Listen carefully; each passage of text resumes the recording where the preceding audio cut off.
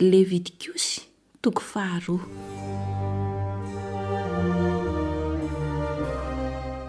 Ny fanatitra hohanina. Ary raha misy manatitra fanatitra ho an'i Jehovah, dia koba tsara toto no hataony fanatiny. Ary hanidina diloilo aminy izy, sy hanisy ditin-kazo mani-pofona eo amboniny. Ary hitondra azo amin'ireo mpisorona zanak'i izy, dia handraofan'ireo eran-tànan-ila ny kobany sy ny diloilony mbamin'ny ditin-kazo mani-pofona rehetra. Ary hodoran'ny mpisorona ho fofona eo ambonin'ny alitara izany fanati-pahatsiarovana avy amin'izany. Dia fanatitra atao amin'ny afo ho hanitra kasitrahana ho an'i Jehovah izany. Ary ny sisa amin'ny fanatitra hohanina dia ho an'ny Arona sy ny zanany. Ho masina dia masina avy amin'ny fanatitra atao amin'ny afo ho an'i Jehovah izany.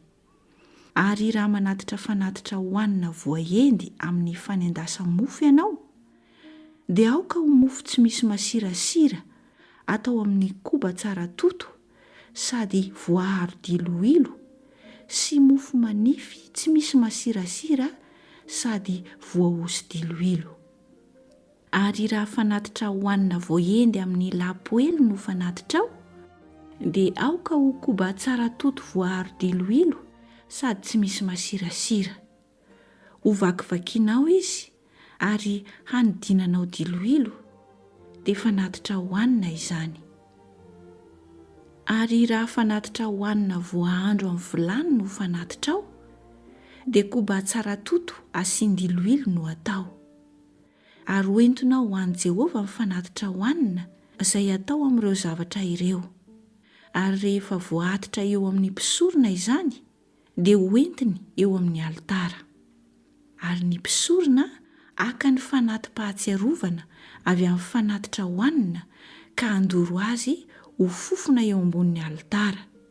Dia fanatitra atao amin'ny afo ho hanitra kasitrahana ho an'i Jehovah izany. Ary ny sira amin'ny fanatitra hohanina dia ho an'ny Arona sy ny zanany. Ho masina dia masina avy amin'ny fanatitra atao amin'ny afo ho an'i Jehovah izany.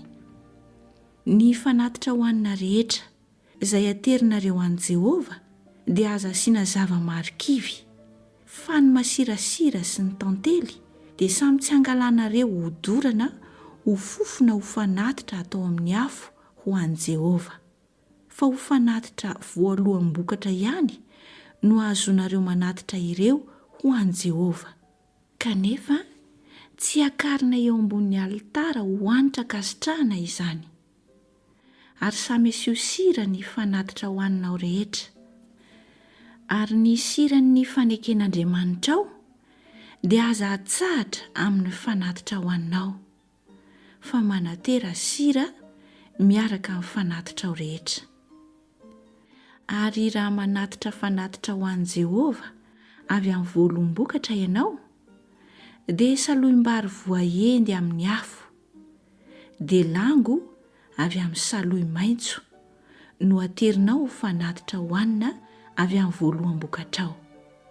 Ary asianao diloilo izy, sady asianao ditin-kazo mani-pofona eo amboniny, dia fanatitra hohanina izany.